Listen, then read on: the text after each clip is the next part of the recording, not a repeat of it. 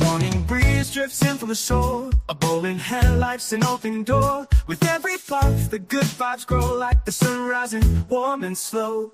We gather together, light up with care. The Cove's our spot, no worries to spare. Laughter and love in each smoky line, sharing moments, feeling just fine. How sweet it is, sparking on wine.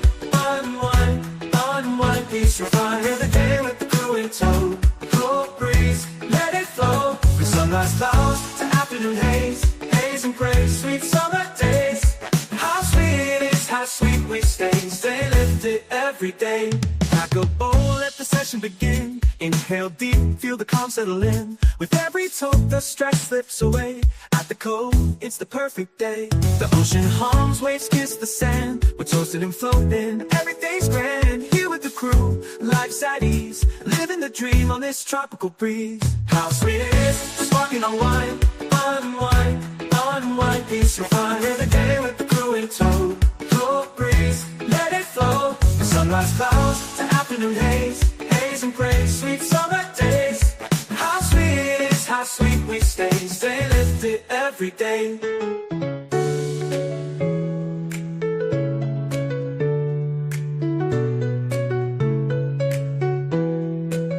Pack a bowl, let the session begin. Inhale deep, feel the calm settle in. With every toke, the stress slips away. At the Cove, it's the perfect day. The ocean hums, waves kiss the sand. We're toasted and floating, everything's grand. Here with the crew, life's at ease, living the dream on this tropical breeze. How sweet it is, sparking on wine. Unwind, unwind, peace, you'll find. Every day with the crew in tow. Cool breeze, let it flow. From sunrise clouds to afternoon haze, haze and grace, sweet summer days.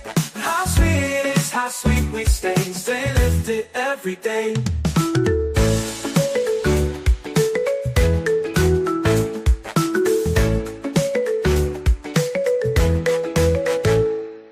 Peace in the air and we drift with ease. Oh yeah, oh sweet relief. Float through the Cove on a summer breeze. Good vibes in every draw, sharing the moment without a flaw. How sweet it is, sparking on wine. Unwind, unwind, peace, you'll find. Every day with the crew in tow. Cool breeze, let it flow. The sunrise clouds to afternoon haze, haze and grace, sweet summer days. How sweet it is, how sweet we stay lifted every day.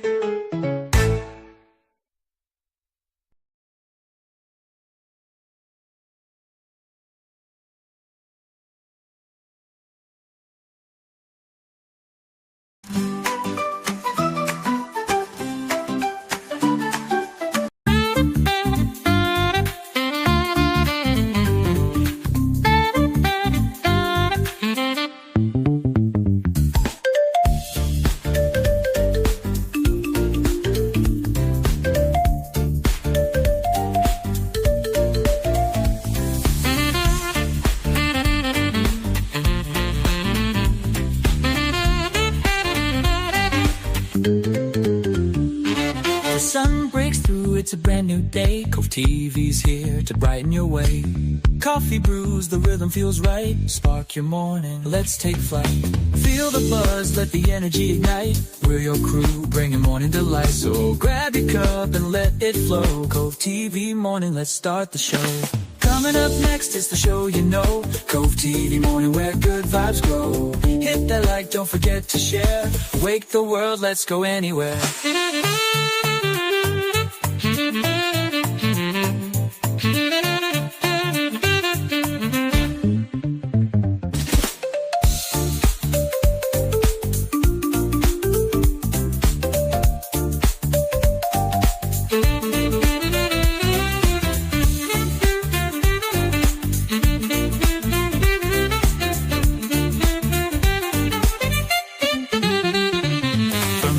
First light to the mellow groove, we're here together, finding our move. Conversations flow, hearts align. Cove-TV morning where moments shine.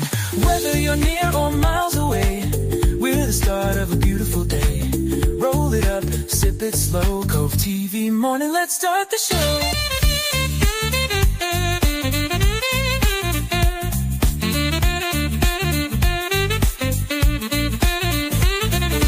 Lift your head, let the good vibes rain. Cove TV's magic, ease in the strain. Every laugh, every note we play reminds us all it's a brand new day.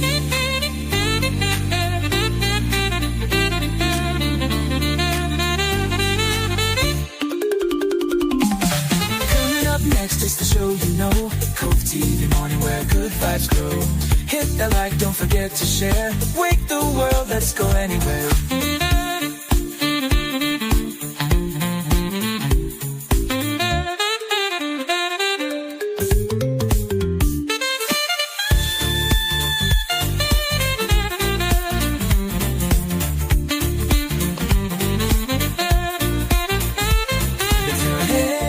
Let the good vibes rain. Cove TV's magic, ease in the strain. Every laugh, every note we play reminds us all it's a brand new day. Cove TV morning, your start, your glow. With coffee, connection, and stories to show. Thanks for joining, we're glad to know. Cove TV morning, let's start the show.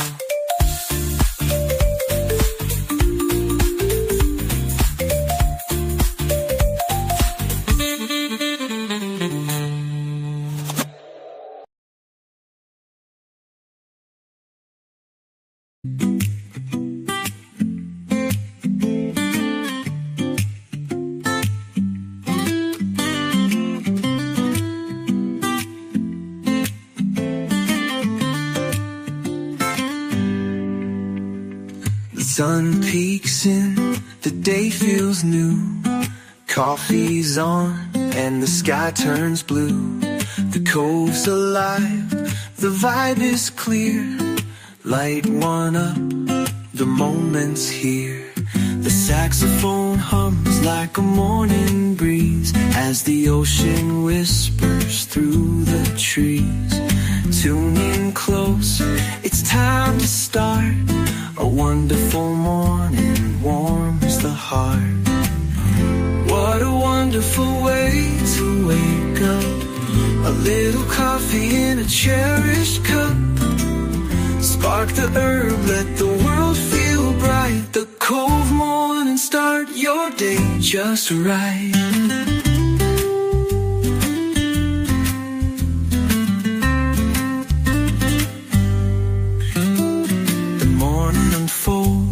The air feels light. Hope and joy shine soft and bright. We gather together, the laughter flows, sharing the love as the morning grows. Each moment feels fresh, a vibe so true. Connected in spirit, it's all of you. Let the world drift, find peace in the air. In the Cove mornings, the joy we share.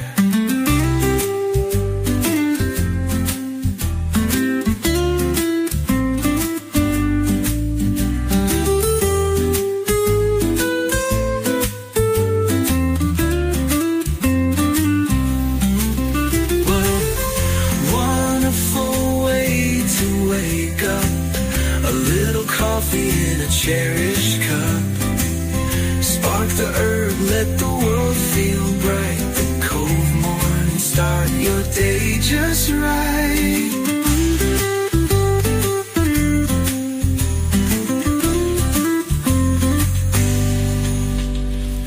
Wake up slow, let the day unfold. The Cove's mornings are pure gold.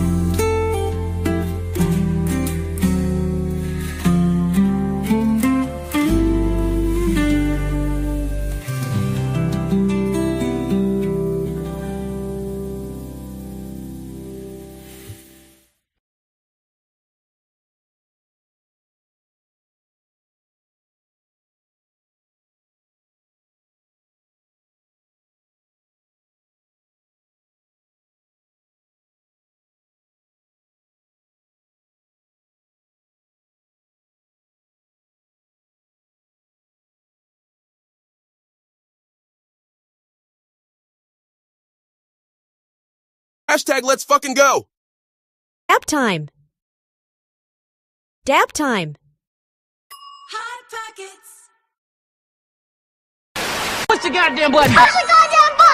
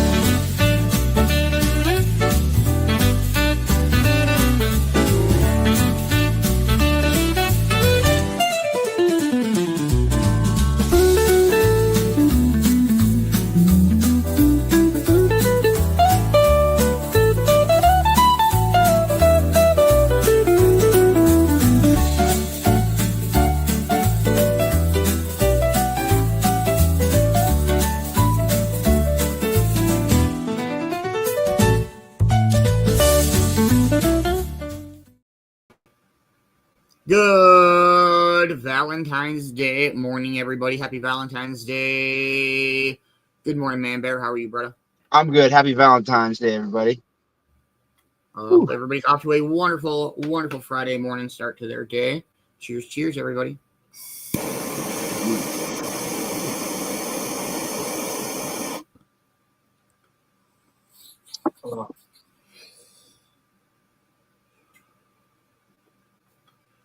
Good morning, most amazing, beautiful Amber. How are you, my dear? I hope you are having a wonderful morning.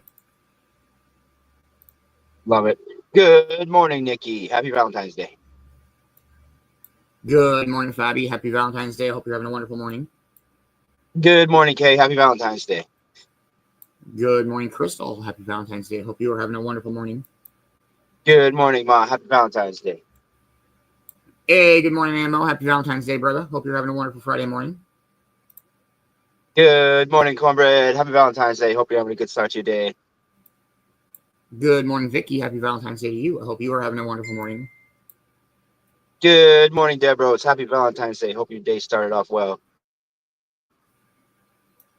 Good morning, Dee. How are you? I hope you're having a wonderful Happy Valentine's Day morning. Good morning, Superman Bill. What's going on? Happy Valentine's Day, man. Hope your day is going wonderful. Ours is. Good morning, Ash. Happy Valentine. Well, happy Lupercalia morning. Hope I said that right. Hope you're having a wonderful Friday morning. Cool. CJ. Good morning, CJ. How are you doing? Happy Valentine's Day. All right, Ma, do you want to drop that? What is it? Only? Yes. Only, and then we got all our getting stoned words. Let's wake and bake, everybody. Cheers, cheers. I hope everybody's having a wonderful Valentine's Day morning.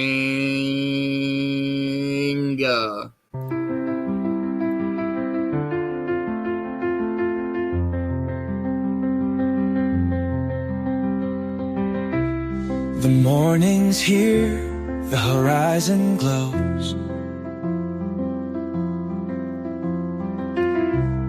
With every comment, a connection grows. Coffee steam rises, a comforting sight.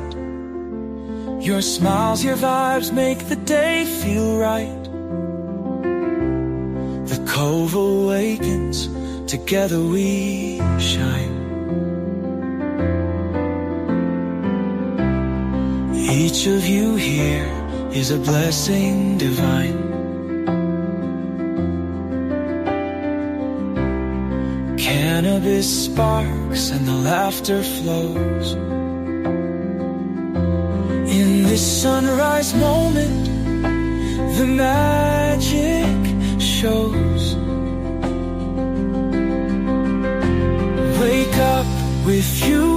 it's a beautiful start.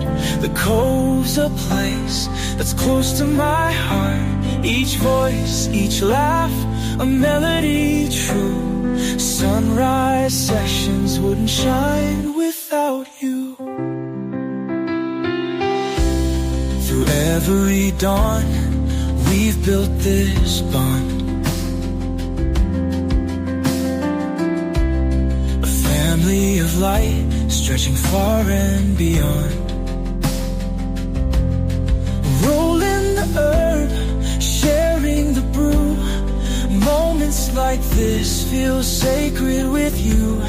The rhythm of life, gentle and kind, echoes in hearts with peace intertwined.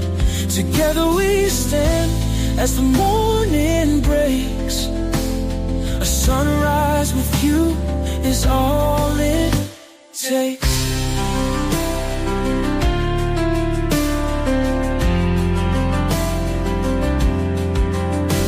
Wake up with you, it's a beautiful start.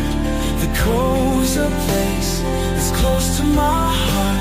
Each voice, each laugh, a melody true.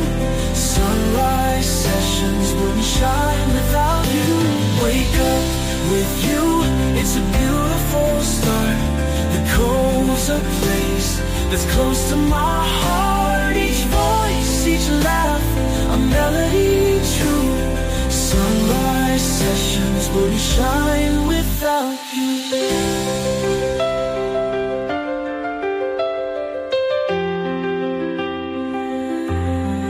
Every smile you share, every story told, a treasure we hold, more precious than gold.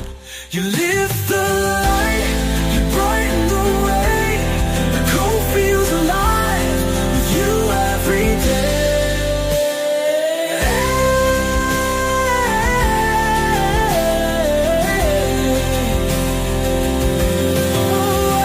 Wake up with you, it's a beautiful start. The Cove's a place that's close to my heart. Each voice, each laugh, a melody true. Sunrise sessions wouldn't shine without you.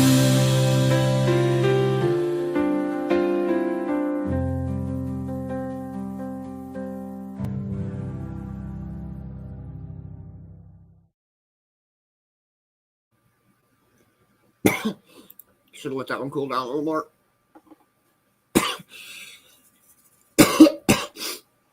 How has everybody's morning been so far? It's been a wonderful morning. I don't think we are, well, I mean, it doesn't say we're in the negatives. You just Negative swear at me, two. an American? Ooh. You say it's not in the negatives? Yeah, it's not in the negative. Man, fuck you, man. I'm totally negative, bro. It's got to be at least -3. My weather is a duck bit. I'm fine. I'm good. Oh, Breathing man. slowly. We are 4 minutes out from 420, everybody. Make sure you're packing up, loading up, warming up, heating up, grinding up, coffeeing up, waking up, Valentine's Daying up, whatever the fuck that means.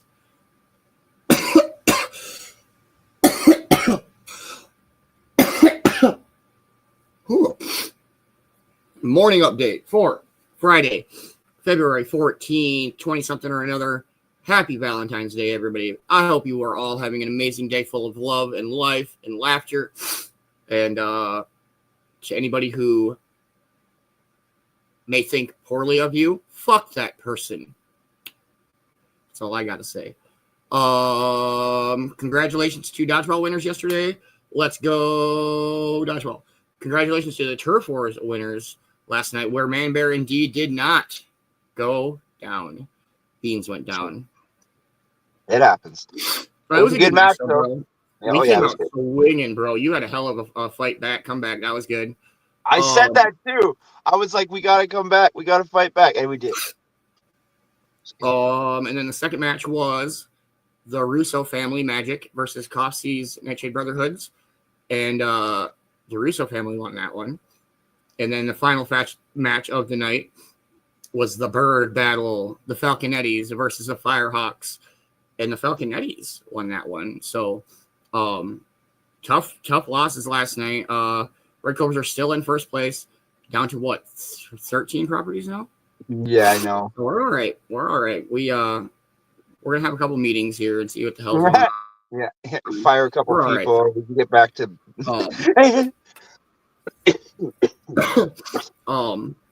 And then today we got this day in history coming up. We've got our morning speaker coming up.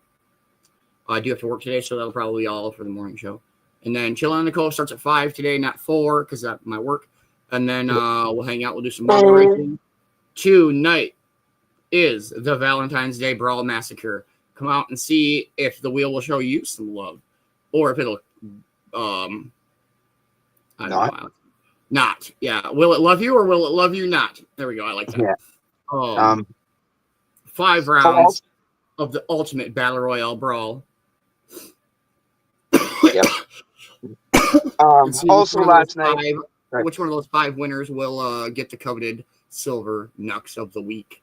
Go ahead, Man-Bear. I was going to say there was Valentine's Day properties on the line last night, and we did get Lover's Lane, which I love. Yeah. Yes, Europe designed the Lover's Lane. Kelsey designed a restaurant, and I designed a 24-hour pawn shop / wedding chapel. Yeah. Booyah, Cash Happy Morning Magic. How are you, man? I hope you are having a wonderful, wonderful happy Valentine's Day, brother. Straight out of Vegas, right? The pawn shop chapel is straight out of Vegas. Weddings in Vegas don't count, right? That's not legal weddings when you get married in Vegas, right? They totally do count. And okay, hang on. Whoa, really? I gotta make a phone call. I'll be right back. Happy 420, everybody. Happy Valentine's Day, 420. Cheers. Cheers. Smoke weed every day.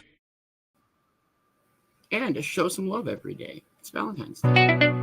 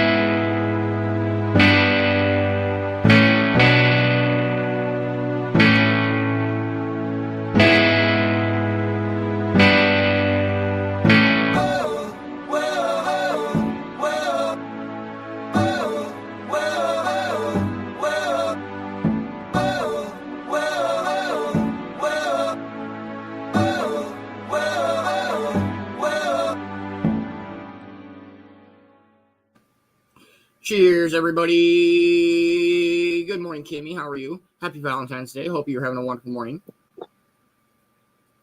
Also, good morning, Gino Davis. I don't know if you said that or not, but Gino is in there. What's up, Gino? Yep. Thank you, Gino. Good morning, Gino. Hope you're having a wonderful Valentine's Day morning, man. Does anybody have anything cool going on today? It is Valentine's Day.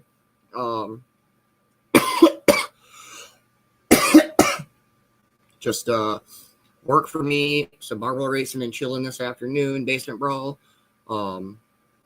Nothing fancy on my end. Man-Bear, you and the missus? No, nothing fancy. It's probably a nice dinner. We just tried to have like a nice dinner, maybe watch a movie or something. We'll probably watch like Knocked Up or something. Something funny but romantic, you know what I mean? Such a great movie. That is one of my favorites. Oh, Seth Rogen. So have you seen part 2? No. Oh, this is 40, bro. It's just Paul Rudd and Leslie Mann, and like their kids are older, and holy crap. I'm sorry, you got to watch This Is 40, man. It is almost like, it's just almost as good as Knocked Up. It's fucking funny. It's less weed, but whatever. You know, that wasn't what it was about. It wasn't really about weed, but I know there's a lot of weed Knocked Up.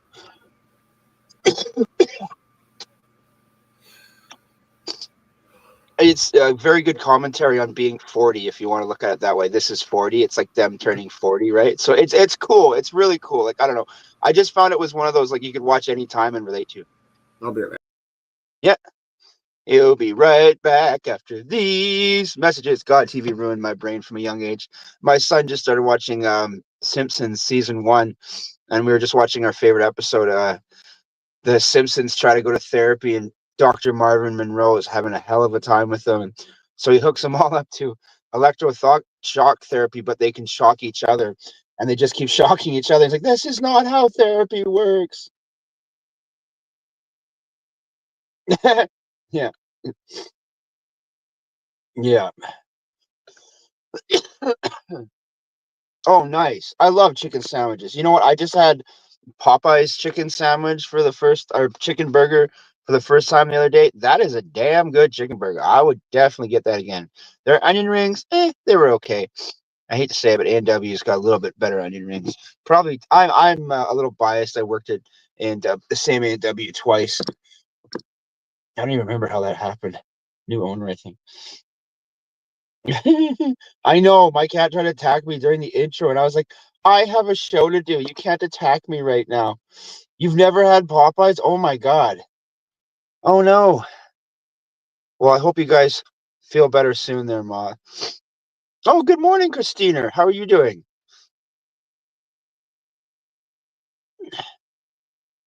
All right, we're good. You good? Good morning, Christina. How are you? I hope you're having a wonderful morning. Happy Valentine's Day. Yeah, man, let's hear it. Let's hear it. The interview went really well. I just think there's a lot of applicants, and I haven't heard back yet, and I'm just nervous. Like, hey, there's a chance I didn't get it, but it was really good. The interviewer was really late. I think she didn't realize that traffic when she set up the interviews is actually like school get off time and people's early work off time. So we actually have like an hour of pretty mad. What do you call? Sorry, just like traffic, a lot of traffic. Yeah. And so she was like an hour late. And so when I got there, I was like, yeah, interview, all energetic. And then I had to sit there for like 40 minutes and just sit there and do nothing. So I like lost some of my, like it was good, but it wasn't as energetic as it could have been, like, because by the time she got there, I was the first interview, which is very good. Maybe it's not a bad thing, Man-Bear, because like when I was very excited, positive. Yep. I was very positive, very articulate. Yeah. I didn't talk about weed at all, which is good. You just don't talk about weed. That's probably good. Yeah. Like that time that you weren't expecting probably helped you center yourself and like, you know what I mean? Brush all that early on, that anxiety off and stuff like that. Is all I'm saying. I mean, I know they're trying to get a crew in and everything, but they set up a lot of interviews because they were doing 12 hours of interviews over 2 days, like just 6 hours a day, but still. And so there was cool if they were like, hey, like maybe if they didn't need you for one position, they'd be like, hey, but would you be interested in doing maintenance or, whatever it may be? That'd be cool. Yeah. And like, it's funny because like if we had 5 feet of snow, soon as the show ended, I'd be off doing driveways or something. It's such a weird winter. Even last year was less snow. Like every winter is getting less and less snow, which is just weird. We live in like winter town, BC, next to Ontario. Like we're like, we should have like big snow drifts everywhere. And if it rains soon here or it gets warmer, we're not gonna have any snow going into March. Snowstorm couple days ago. I mean, I don't even know if I'd say a snowstorm, but it snowed. Man, like Saskatchewan, Ontario getting smacked, man. Yeah, I think New York was getting snow today. I'm weird. I watch local New York City news. It's very interesting. I highly recommend it. Is it not like, I'm not trying to like say bad news or bad weather is good for people, because it's not. But is it kind of funny seeing when people have snowstorms and you don't, and you're like, they're over in New York, they got snow and I got sunshine. Like, you know what I mean? Like, the Weather Channel. Crazy pile up in fucking Oregon because of the blizzard. There was like 50 some cars. That's a rough guesstimate, but I do remember there was a shit ton of cars. It was crazy. I seen a weird accident, man. It looked like a semi truck carrying vehicles went through another semi truck, like through not through the cab, through the the trailer, through the box, through the trailer, but the entire semi truck and trailer of vehicles with the semi truck went through. I was like, I always remember the scene in Joyride, and they're like, the ice truck is backing up, and he turns, and all of a sudden, boom, right through the ice truck, just. Yeah, I love that scene. That's like how many people because of Final Destination do not follow logging trucks? Right here, I don't follow logging trucks close. Or what about Ways to Die? Like you don't follow like a truck carrying rebar. Yeah. What was the other one? Oh, Final Destination. Where if an elevator gets stuck and the firemen are like, "It's fine, just crawl out that little space." Fuck you, firemen! I'm waiting till you guys fix this damn elevator. I am never crawling out of that. Oh, it's not gonna go anywhere. Yeah, go on. No. I want to say it was maybe a Grey's Anatomy, but these two people, strangers or whatever, had a pole, and like, yeah, it was super sad. But like, that shit's crazy. Yeah, I don't like elevators already. There's crazy stories about that too. It's scary. We'll play a song and get ready for our This Day in History. Hope everybody's having a wonderful morning. Cheers, everybody.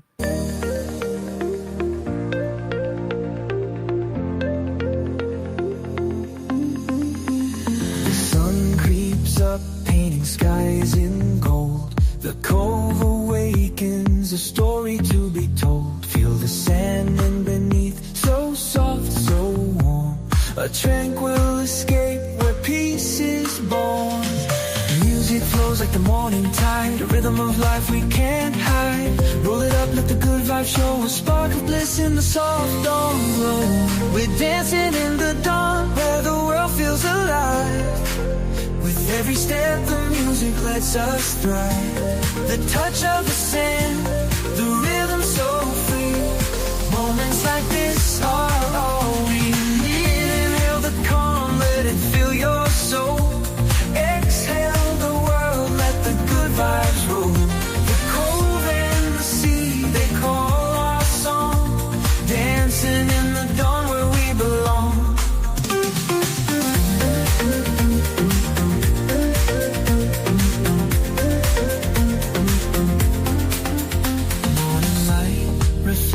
On the water's face, at the cove we found our sacred space. Roll the green, let the clouds drift high. A moment of magic beneath the sky. Time slows down as the day takes hold. The cove, our temple, the sunrise gold. Feel the rhythm, let the music play. A celebration of life. Every way, we're dancing in the dawn where the world feels alive. With every step, the music lets us thrive. The touch of the sand, the rhythm so free. Moments like this are all we need. Inhale the calm, let it fill your soul. Exhale the world, let the good vibes roll. The cove and the sea, they call our song. Dancing in the dawn where we belong. We're dancing in the dawn where the world feels alive. With every step, the music lets us thrive. The touch of the sand, the rhythm so free.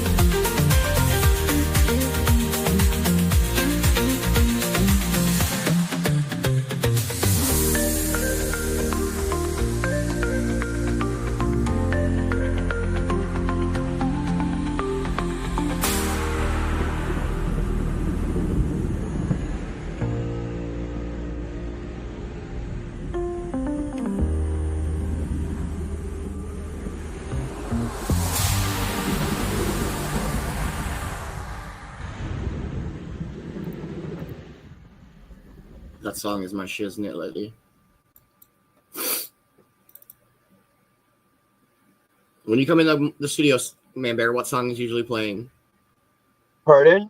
I said, when you come in the studios in the morning, what song is usually playing? Wasn't it playing this morning, actually? I'm pretty sure. Yeah.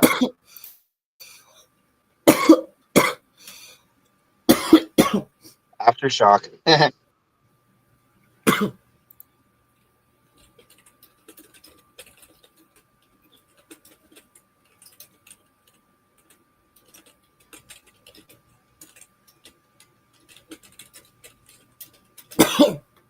Oh, man.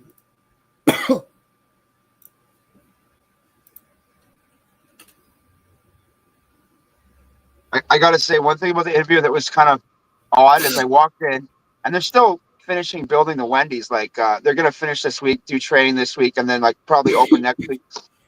And the main contractor was there, and he looked like a guy doing interviews. He was sitting there with a laptop, nicely dressed. I thought he was possibly the owner. I didn't actually recognize him. He's been pumping out ads on Facebook to, hire people, around town. Cool, whatever, get yourself out there. He mean mugged me so hard. And he's like, "You here for interviews?" And I was like, "Yeah." He's like, "Over there." And I was like, gonna be like, "Yo, you so happy on Facebook? What's your problem today, man?" Hey, they're over there. I thought it was so funny how he was like, "Hey, I'm trying to hire people. Welcome to Quinnell, blah blah blah." And then, he's like, "Hey, watch my shit while these interviewers are sitting there." And I'm like, "Hey, we ain't gonna steal your fucking $50 laptop, bitch." Just funny moment. All right, here we go, everybody. That's fucking great. This day in history with Vicki B herself.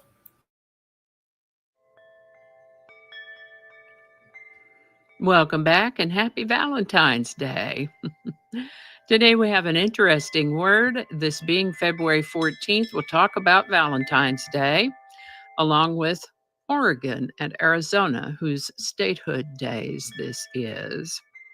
So grab your favorite cuppa, settle back, and let's see what we have about February 14th.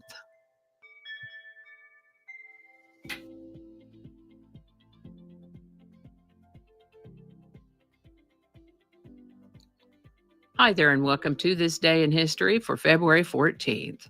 February 14th is 45th day of the year in the Gregorian calendar, with 320 days remaining to the end of the year, or 321 if it happens to be a leap year. Today's word is rhapsody. Rhapsody is a noun that might mean a highly emotional or enthusiastic expression of feeling, whether in speech, writing, or music. A rhapsody may also be a musical composition, often irregular or improvisational in form, expressing a range of emotions without adhering to a strict structure. Or a rhapsody might be an epic poem or part of it. In ancient Greece, a rhapsody referred to a portion of an epic poem, such as the Iliad or the Odyssey, recited by a rhapsode or rhapsodist, which was a classical Greek professional performer of epic poetry in the 5th and 4th centuries BC, and possibly earlier. Some example sentences using the word rhapsody might be something along the lines of, Gershwin's performance was a breathtaking rhapsody that left the audience spellbound.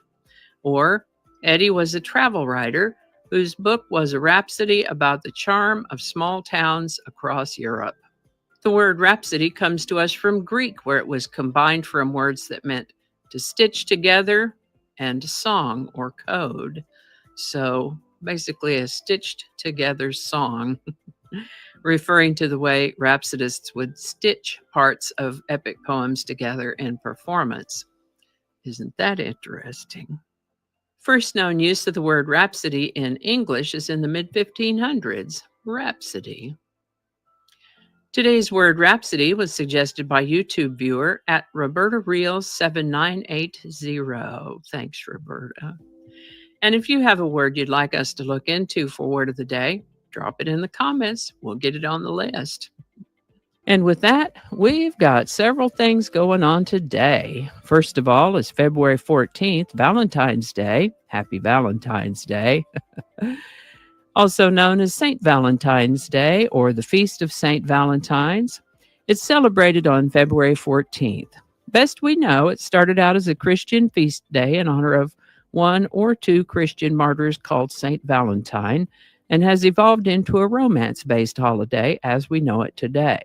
It's not an official state holiday anywhere that I'm aware of, but it is widely celebrated with red hearts, greeting cards, chocolates, and special dinners. While not a widely used name currently, apparently the name Valentine, Valentino, or Valentinius were more widely used in the past, and there are several historical individuals bearing one or the other of those names after whom presumably this holiday takes its name. Several historical people born on February 14th have been named Valentine as well. The story and exact origin of Valentine's Day is difficult to pin down for sure, but somewhere along the way it was assigned to the date of February 14th and became associated with love. Part of the myth about the Greek god Eros, who later became the Roman god Cupid, is that he used golden arrows to incite love and lead arrows to create aversion. Later on, Cupid came to be portrayed as this cute little cherub that we see in Valentine's Day iconography, along with the iconography of hearts and arrows that have come to be associated with Valentine's Day. Valentine's Day began to be popularly celebrated in the 1800s with the exchange of gifts of affection and handwritten notes and printed Valentine cards. Today's Valentine's Day is the second largest card-sending holiday of the year, right after Christmas.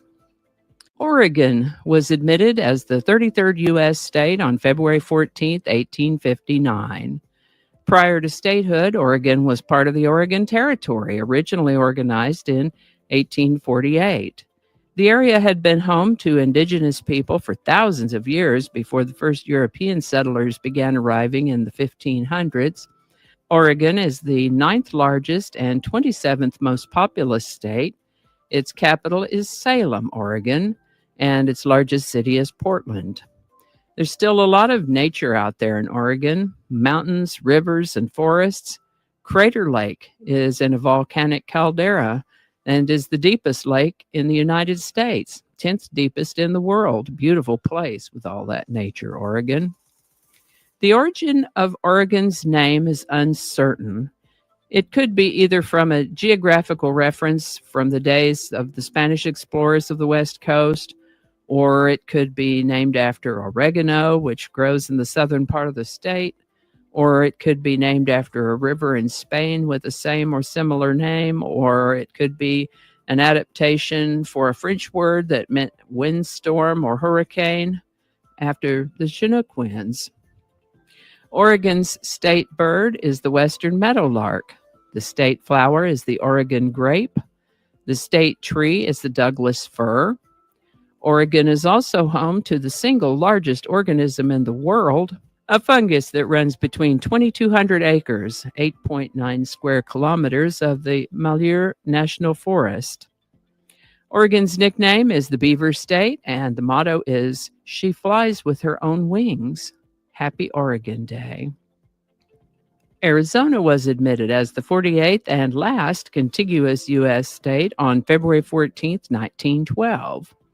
If you ever hear mention of the Four Corners region, they might be talking about this intersection right here, with the borders of Arizona, New Mexico, Colorado, and Utah meeting right here at an intersection, just like so many streets do. Arizona is the 6th largest and the 14th most populous of the 50 states. Phoenix, Arizona is the capital of and the largest city in Arizona. The state of Arizona does not observe daylight saving time, although the large Navajo Nation in the northeast corner of the state does. That Navajo Nation, by the way, is the largest area held by a Native American tribe in the U.S., and you might be able to see here that its boundaries overlap into New Mexico on the east and Utah in the north. Most of it is in Arizona, though. Arizona is home to some stunning phenomena of nature: the meteor crater, the petrified forest, the painted desert, and the Grand Canyon. In fact, Arizona's nickname is the Grand Canyon State. The meteor crater is nearly 3/4 of a mile wide, 0.737 mile, or 1.86 kilometers, and 560 feet, or 170 meters deep. It's figured to be about some 50,000 years old, an impact crater caused by an iron meteorite. I have a funny story about going to see the meteor crater in the Grand Canyon, and if you'd like to hear about that, let me know. I'll make a separate video about that. Back to today, though, other nicknames for Arizona are the Copper State and the Valentine State. Arizona's state flower is the saguaro cactus bloom. State bird is the cactus wren, and the state tree is the palo verde. While you're there, be on the lookout for the state reptile, the Arizona ridge-nosed rattlesnake, and they also have a state amphibian, the Arizona tree frog. As always, there's so much more to tell about Arizona, but we need to move along. This will be one of my longer videos already. Earlier this month, one of my viewers suggested I Got You, Babe by Sonny and Cher as a song that's fun to listen to and great for February, the month of love. So what could be more fun than Valentine's Day? I Got You, Babe by Sonny and Cher was a single from their 1965 debut studio album, Look at Us. The story on this song is that Sonny wrote and composed the song late one night, and his inspiration for it was kind of an opposite view of Bob Dylan's rather bitter song, It Ain't Me, Babe. He woke Cher up to sing it, and she hated it. Didn't think it would go anywhere and went back to bed. Recorded and released in the summer of 1965, I Got You, Babe became their biggest single and their signature song. Sold over 1 million copies, certified gold, hit #1 in the UK and in Canada. I Got You, Babe by Sonny and Cher, link in the description. Interesting day, February 14th. Be good to your loved ones every day, and especially let them know today, okay? Now, I have a quote attributed to Sonny Bono, and here it is. Music can change the world because it can change people. Yes, it can. Thanks for watching. I'll see you next time. And I think that's going to do it for us today. Thank you so much for watching. Consider subscribing if you haven't already. Feel free to share this video with a link in your email, messaging, or social media. If you enjoy this series, you can check out the playlist that contains these videos. I'll put a link to that in the description. That playlist lives on YouTube, so for other platforms, I'll include a link to my blog page. It's called No Really. You can also find me on Rumble, BitChute, and Odyssey. All those links in that description. Alrighty, that's all I can think of right now. Thanks again, and I'll see you next time. Much love, Vicki B. I hope you're having a wonderful, wonderful Happy Valentine's Day. Happy Friday. It's the freaking weekend. Am I frozen? You're good now. Was I frozen? You feel like about 2 seconds. What is going on with this laptop lately? Please make sure you're following Vicki Bowers on all platforms, from Rumble to pick one. As soon as you went to say after Rumble, you're good. I stopped on purpose. You're good now. You say one. BitChute, Odyssey. BitChute. Did I say BitChute? Rumble. I said BitChute. You said Rumble. I said Rumble.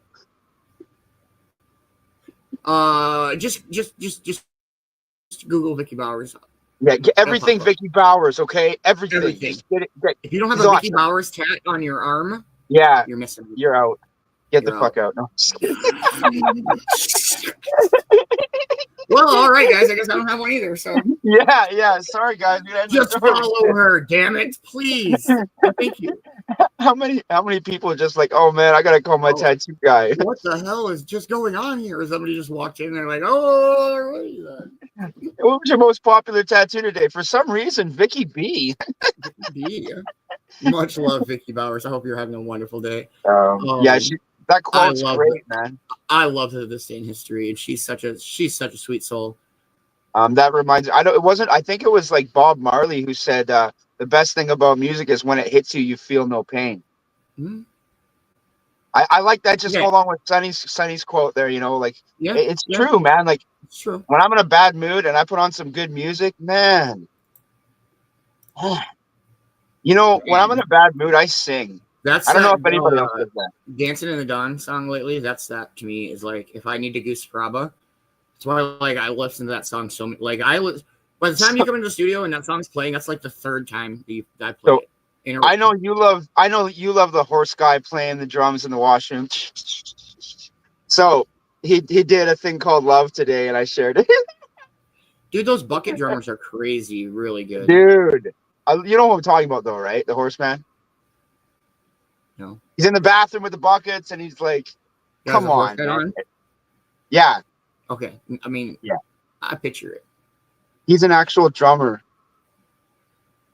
He's an actual drummer, but he won't tell everybody who he is. There's a drummer by the name of Dylan Taylor, and he drums the like trap set drum to dubstep songs. It's so good, dude. Oh my God. There's this one guy who he's so good at drumming. He gets his one stick to hit the snare, and then he keeps hitting the stick to keep it going on the snare. You should see what he does. Oh my God. Like I've been watching morning, Frank. How are you? I hope you're having a wonderful morning. Good morning, James. I don't know if I said good morning to you guys. I feel like I didn't. Good morning, Erica. How are you? I hope you're having a wonderful morning. All right, let me see. I'm gonna try to find something real quick. Yeah. It's not too cold today. I think it's like -3 Fahrenheit or something. It sounds worse when I say it in Canadian. It's -14 degrees Celsius. You're all like, oh, that's like -2 Fahrenheit or something. That's nothing. Fuck. When I say it's -14 degrees Fahrenheit, y'all like, oh shit. It's like, yeah, it's a big difference. One of the only reasons why I switched my app to Fahrenheit is because every time someone asks me the weather, they're like, I don't know what that means. Celsius. Okay, so I can't show much of this because, well, it's music and YouTube. But this is one of my favorite drumstick moves. And there's another one that I'm not going to dig for it where he bounces the stick off the snare drum up. Yes. Yeah, that's what I was talking about. Yeah. That's exactly what I was just talking about. Yeah.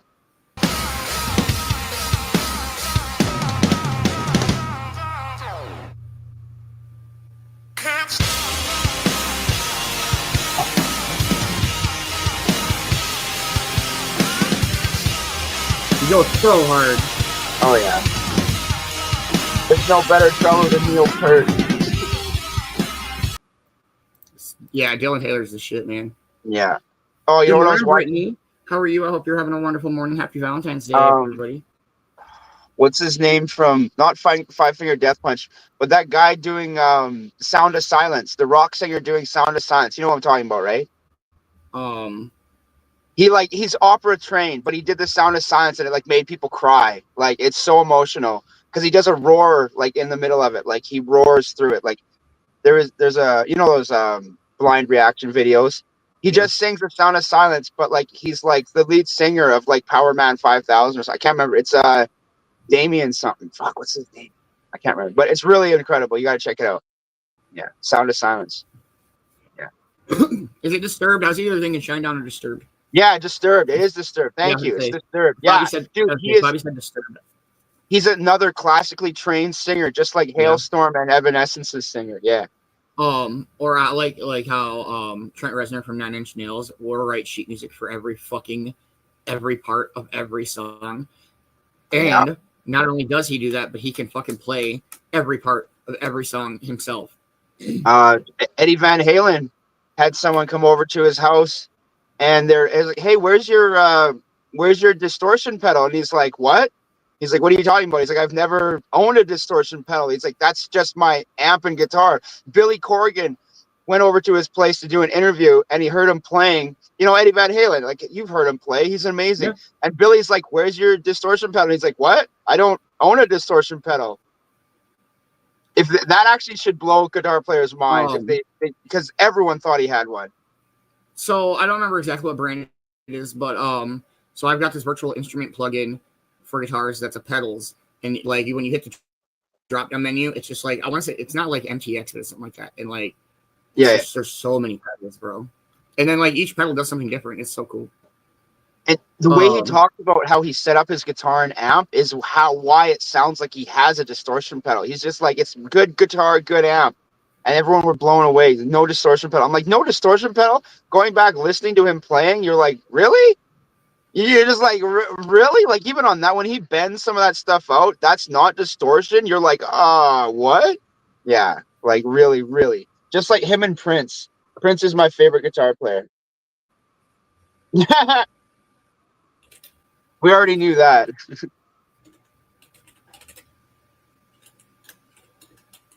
Yeah, I was just watching that reaction video of him singing The Sound of Silence, and people were starting to cry.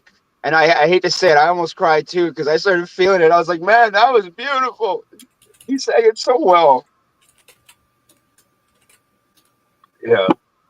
I think the first time you hear Dream On by Aerosmith too, that was always a good one to hear, like the whole version of Dream On. I was like, what is this glorious sound I'm hearing? I didn't think it was Aerosmith the first time I heard it. I was like, this ain't Aerosmith, man. Shut up. And they're like, yeah, man, it's Aerosmith. I'm like, oh, shit. Oh, shit. Oh, shit. All right. To our back-to-back track attack, and we'll do our morning speaker. This is one I played for the subscribers. I've probably heard it a few times, but it's just a little different. Hope you have a wonderful day. Today's a new day and it's yours to own. The sun is shining bright, you're not alone. You've got the strength, the heart, the drive. With every step you take, you're feeling alive. No matter what comes, you're ready to fight. Keep your head up high, keep your goals in sight. You've got the fire, you've got the spark. Let the world see you shine, lighting up the dark.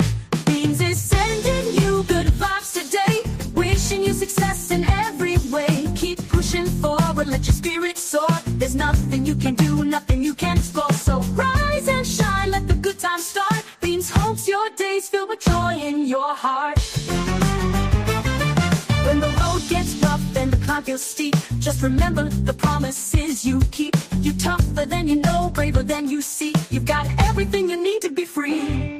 Every challenge is just a step to your dreams. So take a breath, keep rolling with the streams. Today is your canvas, paint it bright. With every move you make, you're taking flight. Beanz is sending you good vibes today, wishing you success in every way. Keep pushing forward, let your spirit soar. There's nothing you can do, nothing you can't explore. So rise and shine, let the good times start. Beanz hopes your days filled with joy in your heart. When the road gets rough and the climb feels steep, just remember the promises you keep. You're tougher than you know, braver than you see. You've got everything you need to be free. Every challenge is just a step to your dreams. So take a breath, keep rolling with the streams. Today is your canvas, paint it bright. With every move you make, you're taking flight. Beanz is sending you good vibes today, wishing you success in every way. Keep pushing forward, let your spirit soar. There's nothing you can do, nothing you can't explore. So rise and shine, let the good times start. Beanz hopes your days filled with joy in your heart. Don't stop, go for you've got the drive. Keep that energy up, keep the dreams alive. With every sunrise, a brand new chance. So go ahead and take it, step up, dance. Beanz is in your corner, cheering loud. You're doing amazing, you make us proud.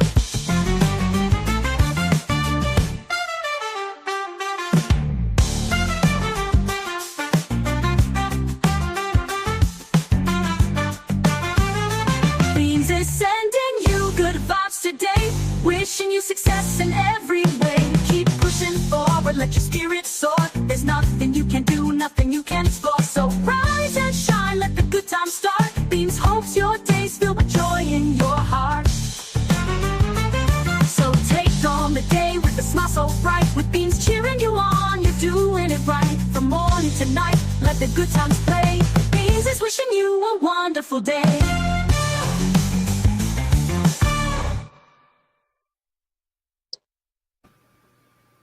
Do something nice for a stranger today. Man-Bear, which one do you want to play? The old one or the Pardon? new one? Which one do you want to play? The old one or the new one? Old one.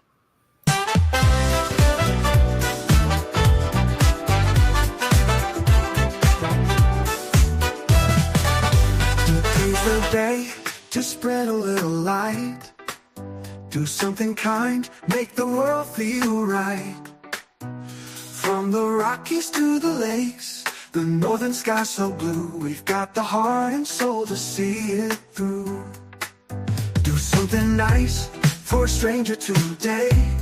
A smile, a helping hand goes a long way. In this great big world, be the best you can. Man-Bear's message is clear, lend a hand. Be yourself, cause no one else can be. You're one of a kind, a rarity. Do something nice, make someone's day. Man-Bear's wisdom lighting the way. From the maple leaf to the snowy peaks, spreading kindness in every word we speak. Stay lifted, stay positive, let the good vibes flow. Be the change in the world that we all want to know. The great white north, where the spirit's strong, where kindness echoes like a favorite song. Hold the door, share a laugh, lend a helping hand. We're all in this together, walking the same land. Grab your toque and your boots, show the world your heart. Every little gesture's where the good things start. Be true to yourself and let the kindness shine. With every step you take, you're on Man-Bear's line. Be yourself, cause no one else can be. You're one of a kind, a rarity. Do something nice, make someone's day. Man-Bear's wisdom lighting the way. From the maple leaf to the snowy peaks, spreading kindness in every word we speak. Stay lifted, stay positive, let the good vibes flow. Be the change in the world that we all want to know. So wave that red and white, let the love flow free. We're stronger together, it's our legacy. Man, just keep going, lift up and inspire. Be yourself and chase your heart's desire.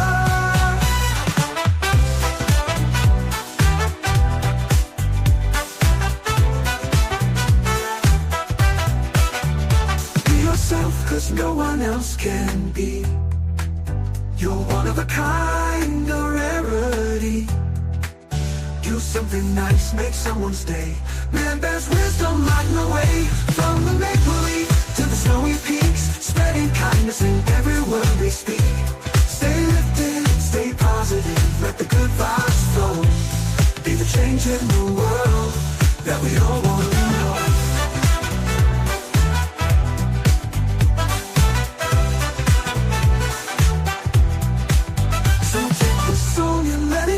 Your guide, with Man-Bear's message right by your side. Do something kind, let your true self shine. The world needs you, one day at a time.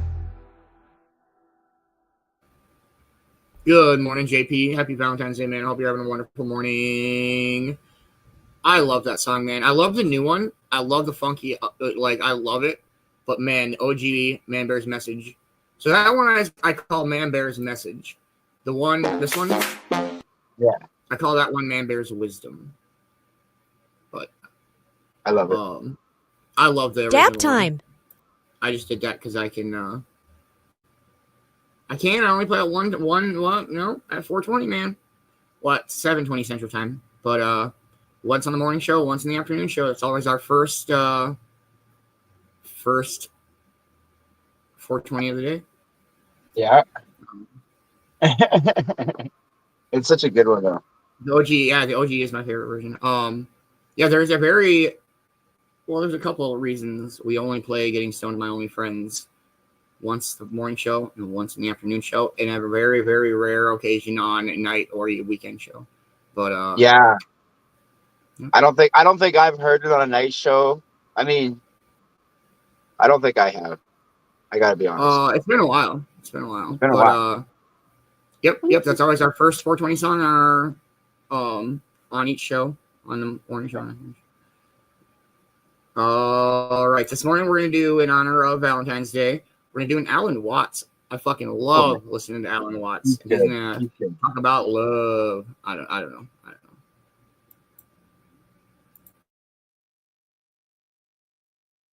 In this speech, Alan will take us on a journey exploring the complexities and mysteries of this most fundamental of human experiences.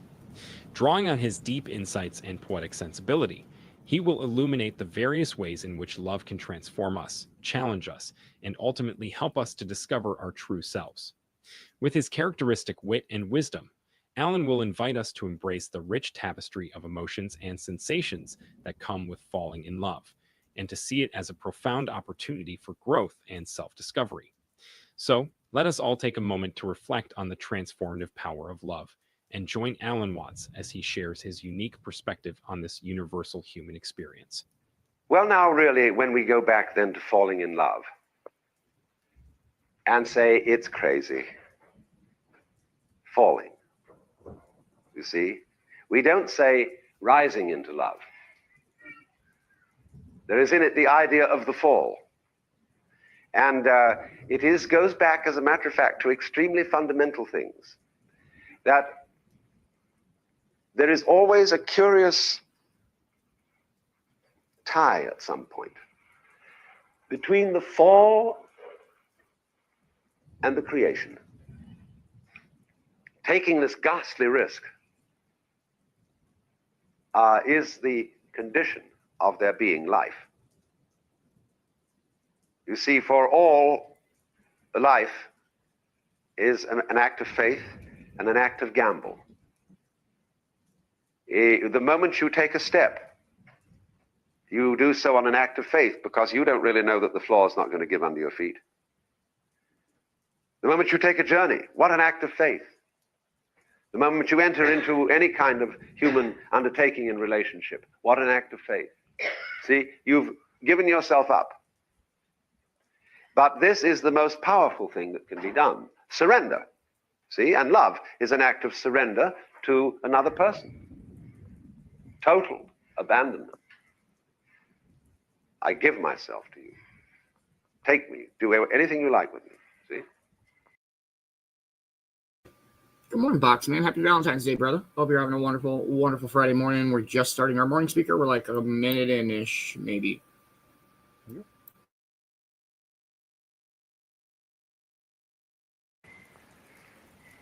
So, that's quite mad, because you see, it's letting things get out of control. All sensible people keep things in control. Watch it, watch it, watch it.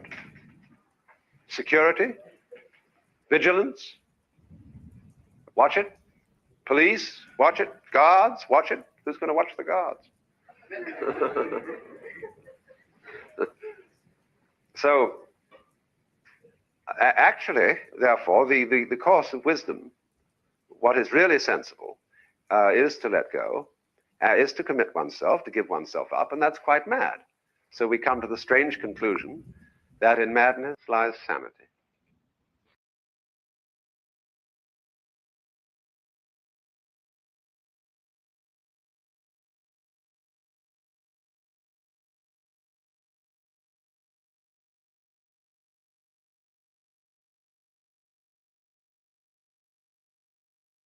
To be like that, and by and large, man's religions are attempts to cultivate that same power in ordinary people.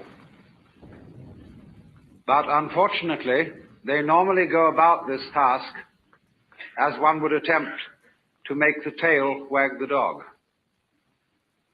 I remember when I was a small boy in school, I was enormously interested in being able to do my schoolwork properly. And everybody told me that I didn't work hard enough and that I ought to work. I had an intense desire to do this, but when I asked, how do you work, everybody shut up like a clam. So I was extremely puzzled, but there were teachers who apparently knew how to work and had attained considerable heights of scholarship, and I admired them very much for their attainments. And so I thought that maybe I could learn the secret by copying their mannerisms. I would imitate the style of handwriting that they used. I would use the same kind of pen.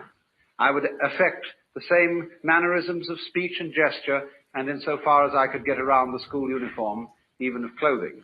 I must assure you this, of course, was a private school in England, not a public school in America. But none of this revealed the secret, because I was, as it were, copying the outward symptoms and knew nothing of the inner fountain of being able to work. And exactly the same thing is true in the case of people who love. When we study the behavior of people who have the power of love within them, we can catalogue how they behave in various situations, and out of this catalogue formulate some rules. One of the peculiar things we notice about people who have this astonishing universal love is that they are apt, but not always so, but they are apt very often to play it rather cool on sexual love. The reason for this is, generally speaking, unknown to preachers, but it is because an erotic relationship with the external world operates, so far as they're concerned, between that world and every single nerve ending. Their whole organism, in all its aspects, physical, psychological, and spiritual, is an erogenous zone.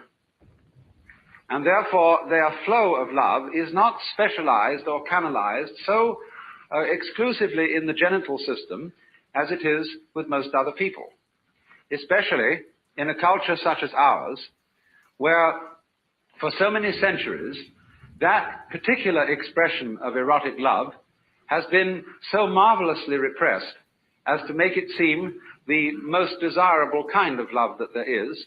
And so we have, as a result of 2,000 years of Christianity, sex on the brain.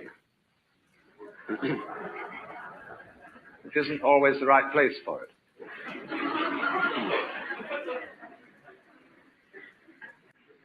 Of course, also,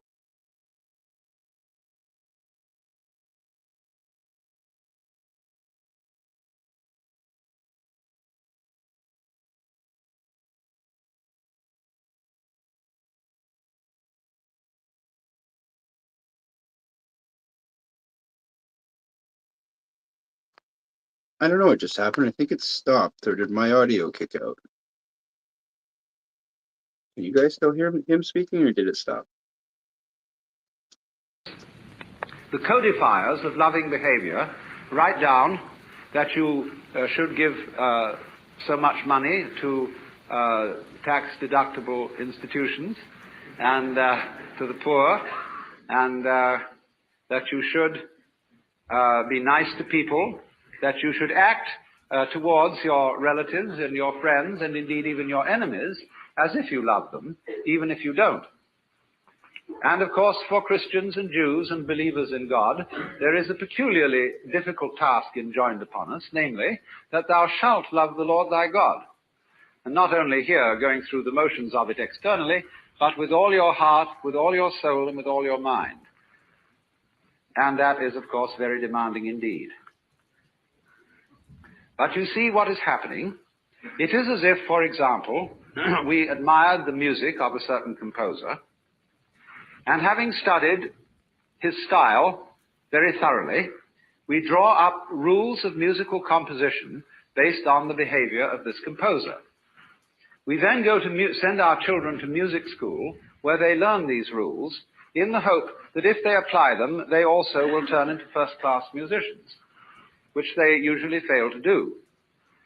Because what might be called the technique of music, as well as the technique of morals, as... Good morning, Mindy. How are you? I hope you're having a wonderful, wonderful morning. Sorry, it's bad.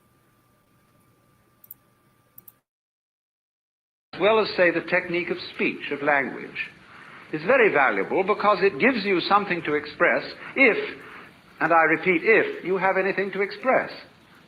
But if you don't, If you don't have anything to say, not even the greatest mastery of English will stand you in good stead unless you can manage to fool your listeners by talking beautiful nonsense and make it sound profound.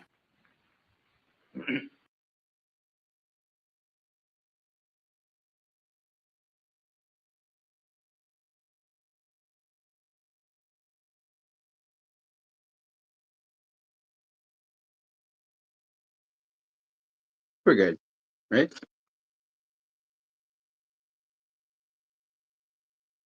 It stopped, right? Yeah, it's going to another one. Oh, okay, okay.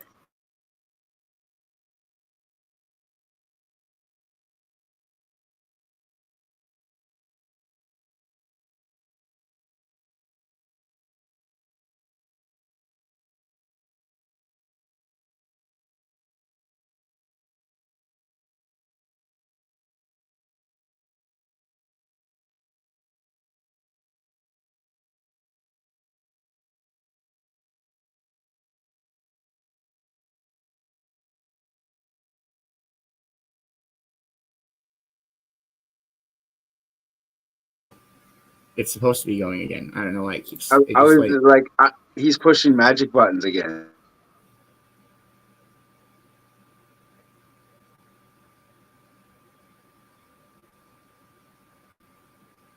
I mean, it's still playing, so I don't know. And so the more subtle preachers try to see if we can open ourselves and teach methods of meditation and spiritual discipline in the hope that we can contact this power. The less subtle preachers simply say, you don't have enough faith, you don't have enough guts, you don't have enough willpower. If you only put your your shoulder to the wheel and shoved, you would be, of course, an exemplar and a saint. Actually, you will only be an extremely clever hypocrite. The whole history of religion is a history of the failure of preaching. Preaching is moral violence.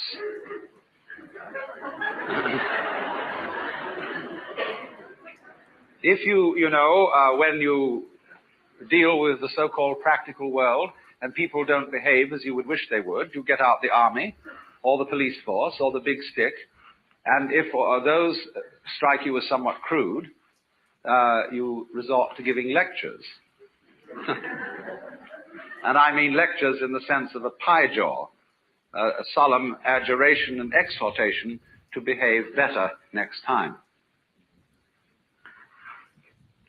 Now, let us look at some of the practical consequences of adjuring people and commanding people to love.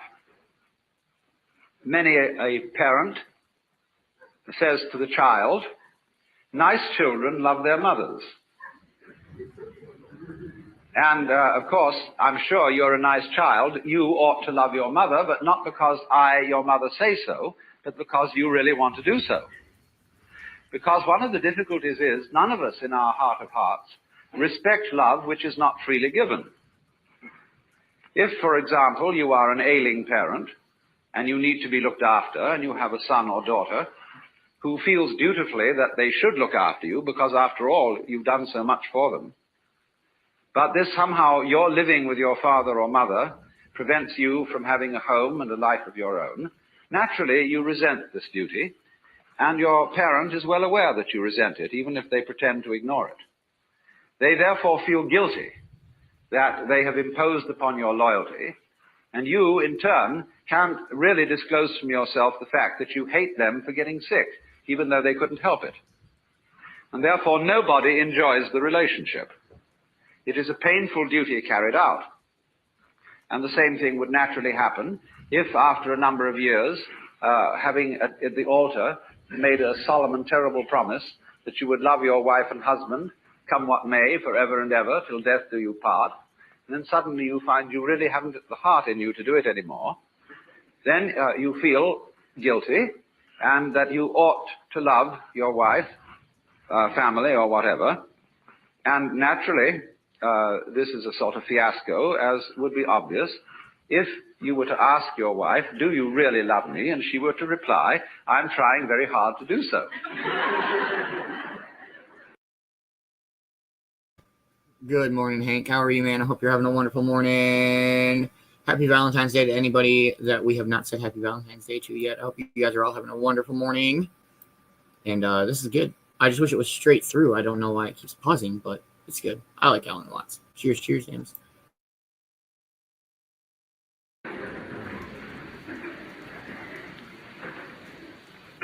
You see, the difficulty of it is this. You cannot teach a selfish person to be unselfish by any means.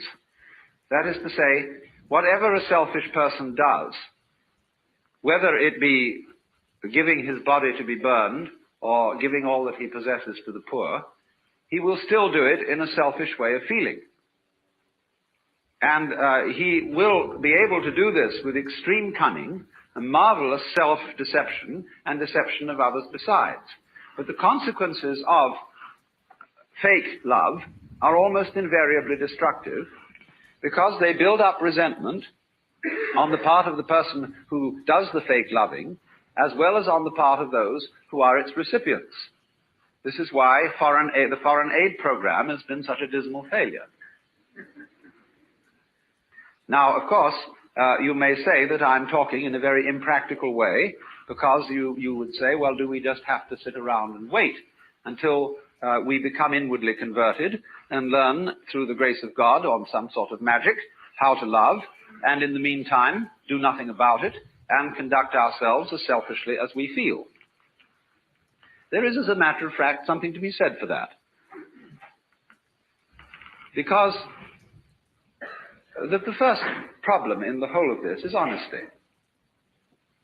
And the reason why the Lord God says at the beginning of things, thou shalt love the Lord thy God with all thy heart and with all thy soul and with all thy mind, is not because the Lord God is stupid, but because he's very clever. That which appears to be a commandment is actually a challenge, or what in Zen Buddhism would be called a koan, a spiritual problem. Because if you exercise yourself resolutely in trying to love God and or your neighbor, you will find that you get more and more tangled up. You will realize increasingly that the reason why you are attempting to obey this as a commandment is that you want to be the right kind of person. And obviously you want to be the right kind of person for your own reasons. Good morning, Double Dice Brad. How are you, man? I hope you're having a wonderful morning. We're just hanging out doing our morning speaker this morning. It's Alan Watts. Hope everybody's having a wonderful Valentine's Friday.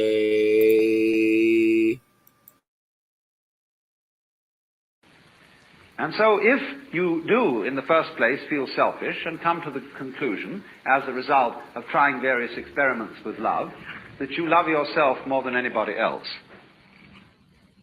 the proper thing to do is to investigate your self-love, to find out why you love yourself and what you mean by yourself when you say you love yourself. For the reason is this: love is not something that is a sort of rare commodity. Everybody has it. Existence is love.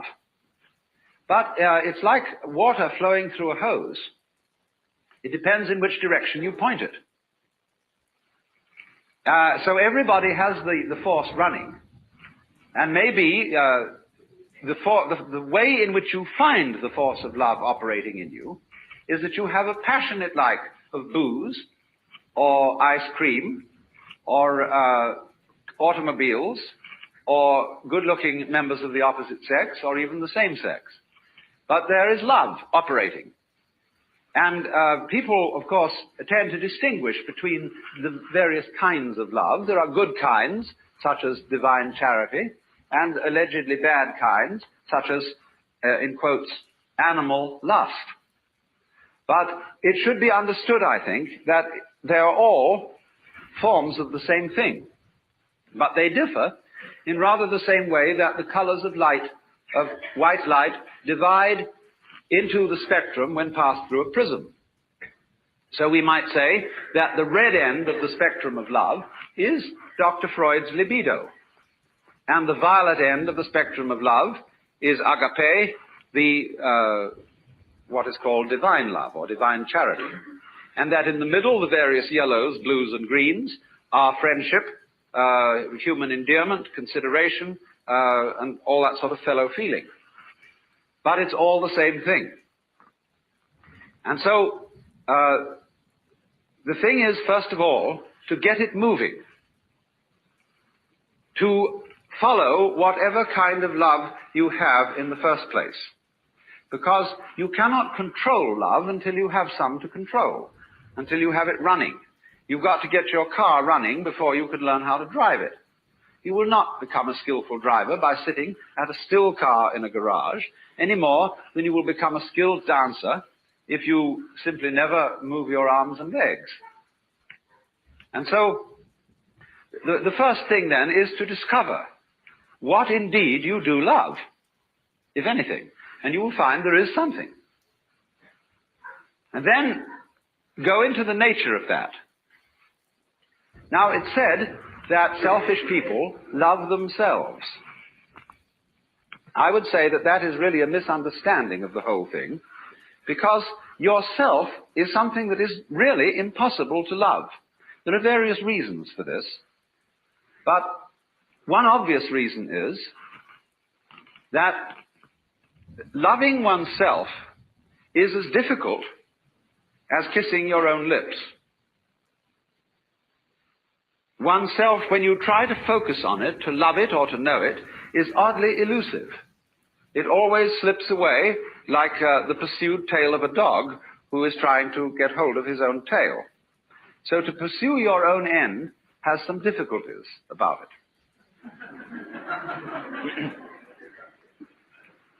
If you explore what you love when you say you love yourself, you will make the startling discovery that everything you love is something which you thought was other than yourself. Even if it be very ordinary things such as ice cream or booze, in the conventional sense, booze is not you, nor is ice cream. It turns into you in a manner of speaking when you consume it, but then you don't have it anymore. And so you look around for more in order to love it once again. But so long as you love it, you see, it's never you. When you love people, even however selfishly you love them, because of the pleasant sensations they give to you, still, it is somebody else that you love. And as you inquire into this, as you follow honestly your own selfishness, many interesting transformations begin to come about in you. One of the most interesting transformations of being directly and honestly selfish, in the same way that, for example, cats are, is that you stop deceiving people. A great deal of damage is done in practical human relations by saying that you love people, when what you mean is that you ought to. And you don't really. You give the wrong impression, and people begin to expect things of you which you're never going to come through with. We have been taught, for example, that we ought to love our enemies. Now, we don't really understand what it means to love our enemies. We think it means to be charitable towards them in the hope that we will convert them, and so that they will sense. The real reason for loving enemies is that one needs enemies. They're terribly important to you. For example, I think that some of you here feel that you belong to a nice set of people. It may be an ordinary kind of bourgeois coterie of pleasant squares, or it may be a church group of some kind, a club, or a special cult, or just a group of friendly drinkers. But at any rate, you feel that by virtue of membership in this society, you belong to a special in-group of nice or saved people. Now, when you consider what nice people talk about when they sit round the dinner table and have an opportunity to nurture their collective ego, you will find that the most fascinating topic of conversation is the nasty people. How awful they are, what dreadful things they do, and what is it all coming to? And this very, very satisfactory condemnatory conversation nurtures your ego. But people who do that don't seem to realize that they thereby depend on the nasty people in order to know that they're nice. They are, as a matter of fact, highly indebted to them. On the other side of the picture, the nasty people, it may be, say, beatniks opposite the squares, or some kind of repressed group. It might be a group of Negroes, or of Jews, or of Irish Catholics, or Italian Catholics, or anybody who generally gets regarded as being not quite nice. They, on their side, consider that they really are the best people, and nurture their collective ego by blasting the bourgeoisie, the squares, the wasps, know-nothings, or whoever they may be.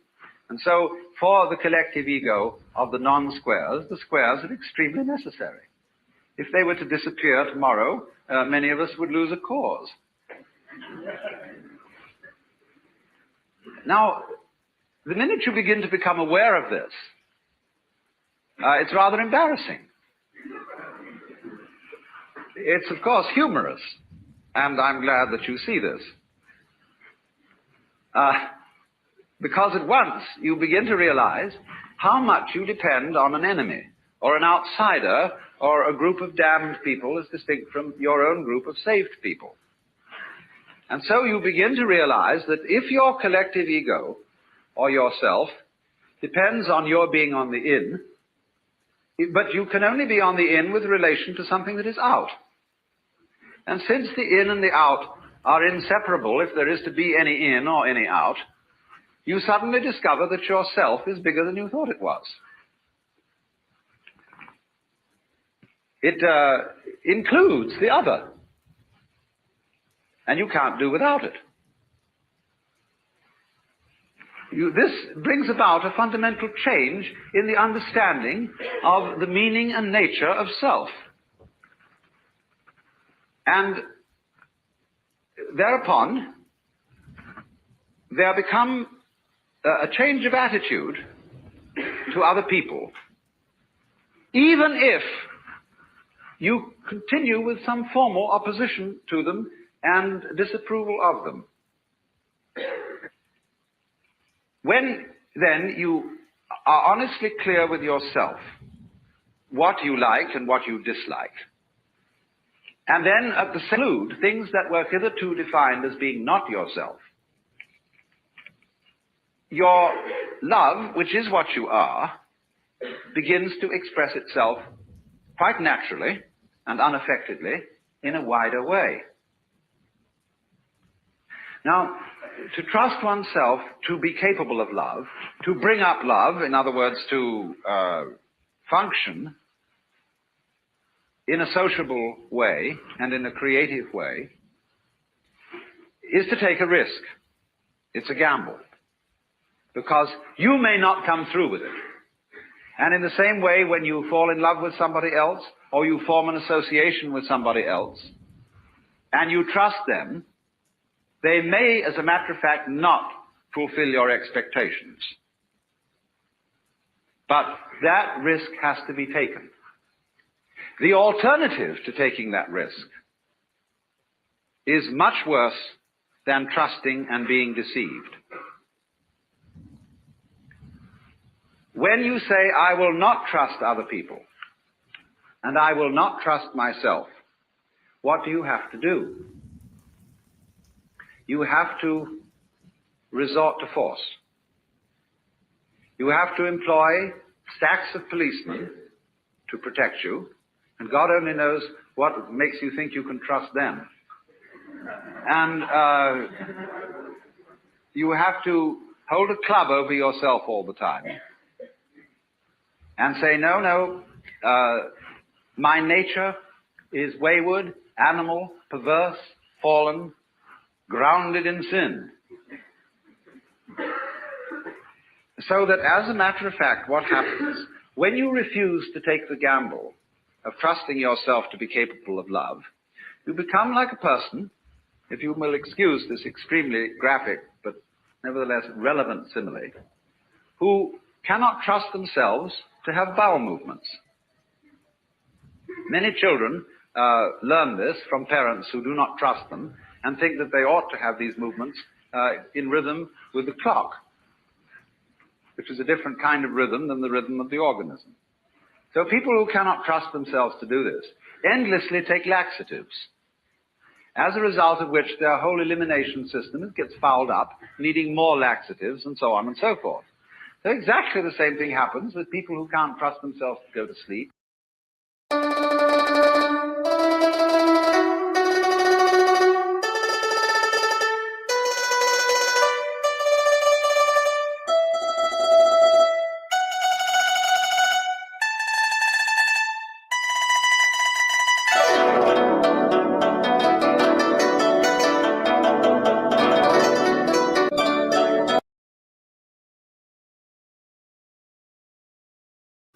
I guess that was the end. I guess he's done. I mean, it's better than Dr. K just silencing us out. I was And just he's like, what the hell is happening? did he pick up an instrument? Yeah, I was like, what the? Very, very interesting one. That was good. That was good. Do you want to know what it made me think of, which is kind of weird because I was reading the comments too? Do you know the movie The Truman Show? Oh yeah. Okay, so that's like everyone's like perfect world if you think about it. Before he finds out what it is, that world is perfect. There's no wrong in the Truman Show. You know what I mean? His world's all perfect, everything's set up, but everything's super timed up. And that's when he starts figuring out that something's not quite right. Everything's too timed out. But at the same time, everybody wants that perfect, Stepford wife, house, fucking white picket fence life. They would love that. I almost agree with you, Frank. We don't need enemies, but he makes a good point about it, about having enemies to see the good. You know what I mean? To see the bad and the good and the bad.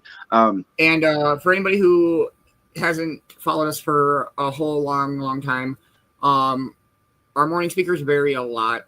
It's a very take what you want from it and leave the rest kind of a deal. There's some mornings I agree with like 60%. There's some mornings I agree with like 95%. Yeah. So I mean, I'm at about 75 with the Dr. K's, but it's because some of it doesn't relate to me. I like these morning speakers because I find they spark conversations, not answers, paths, not solutions. If they relate to you, then awesome. If they don't, well, I guess you're in the same spot you were before the morning speaker started. In a way, you know what I'm saying? Though, like, not trying to be mean, but at the same time, if it doesn't relate to you, it just doesn't relate to you. That's, it just might. Like you said, there's some morning speakers, it's about 60%. Like when he started talking about ducks, we were like, yeah, I don't agree with the whole duck thing. We can stop the duck thing. You know what I'm saying though? Like, if it literally doesn't apply to you, like if he's talking about people who don't have children, that doesn't apply to me. I have children, like there's so many situations when they talk about, and it makes a big difference. I met somebody yesterday who doesn't have children, and I knew right away they didn't have children. Their whole demeanor was very proper and toit, and I don't have kid stress, and I don't have bags under my eyes from kids and shit. You could just tell, but yeah, good one. Yeah, absolutely, Amber. She says, I think most everyone deserves to be loved, and everyone should get a chance to experience it, even if it only lasts a short. Yeah, absolutely. Very good. Very well said. All right, we'll do I found somebody. Well, I know this dude for a while now. We'll see. We'll watch one of his videos and laugh a little bit, and go from there.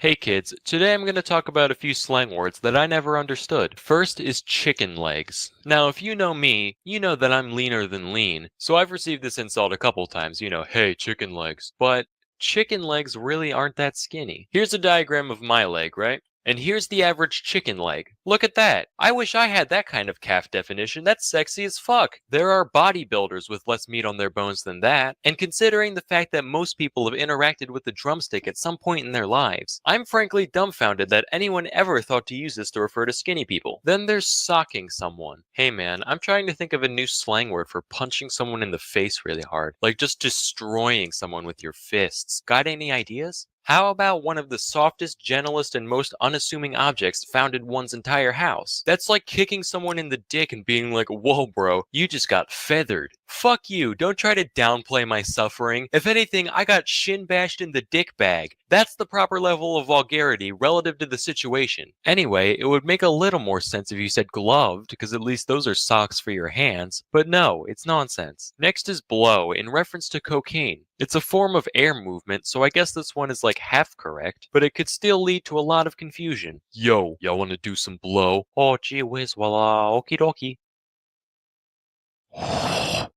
Oh, I'm feeling it. It's kicking in. Oh, doggy. That's some nifty blow you got there, eh? Get out of my house. Next is nuts. When somebody is nuts, it means they're wild, they're crazy, they live life on the edge, right?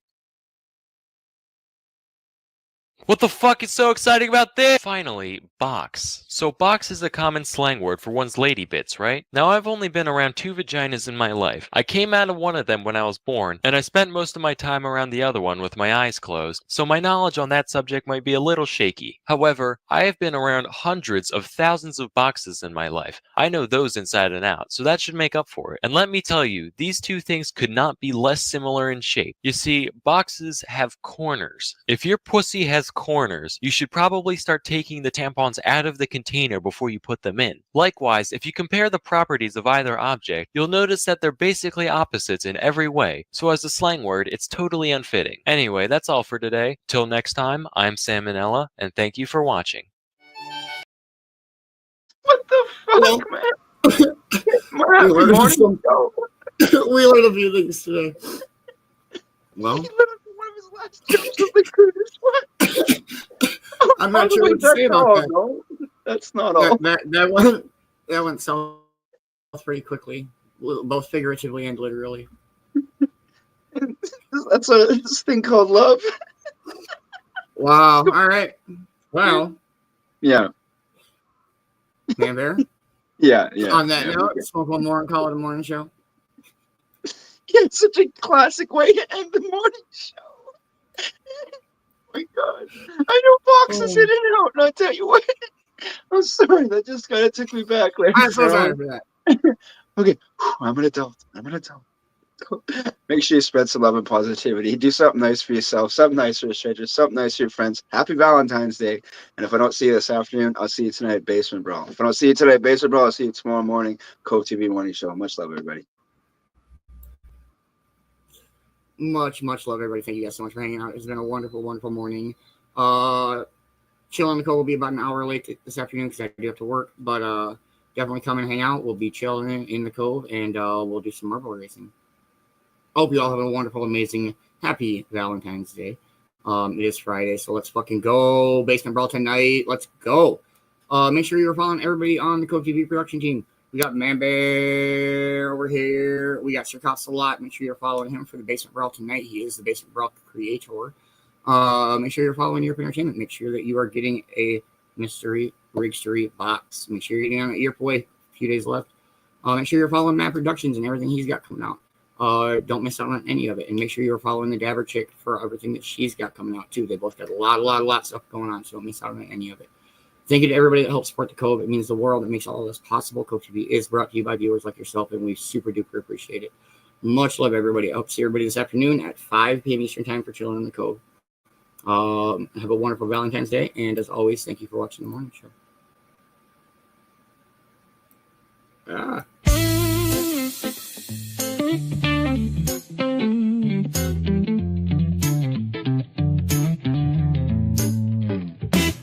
The morning started with a story to share.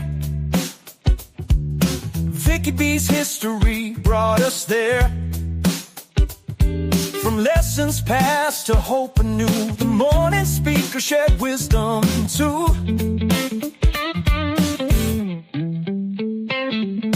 Cove-TV's been your morning delight, bringing good vibes to start the day right. To all who watched and shared their time, you made this morning simply sublime. Simply sublime. Thank you for watching, you make it bright. Cove-TV brings the morning light. From Beanz to Man-Bear, we've shared the groove with you.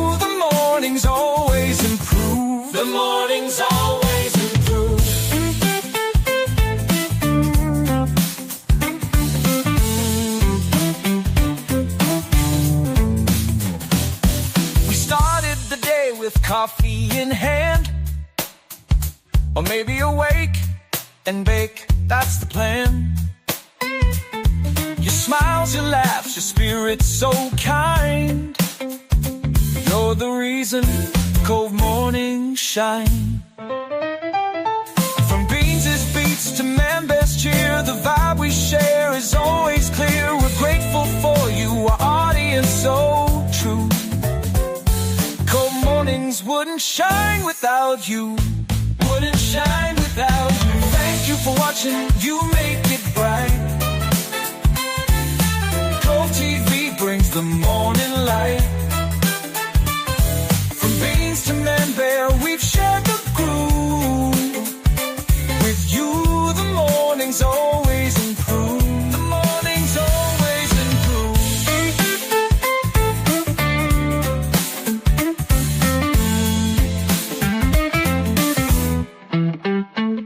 It's more than a show, it's a family we've grown. A place where positivity's always shown. With every sunrise we'll meet anew. Cove-TV mornings are thanks to you. Thanks to you.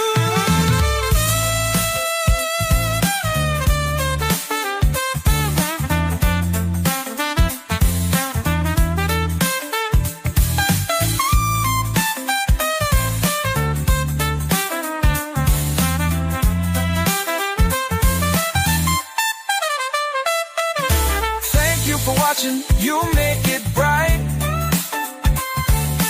Cove-TV brings the morning light. From Beanz to Man-Bear, we've shared the groove. With you, the mornings always improve. The mornings always improve.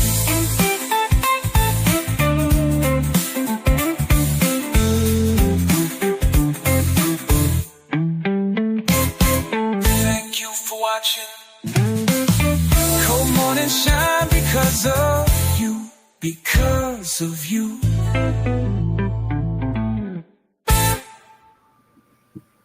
Much love, everybody. Have a wonderful, wonderful Valentine's, and we'll catch you this afternoon.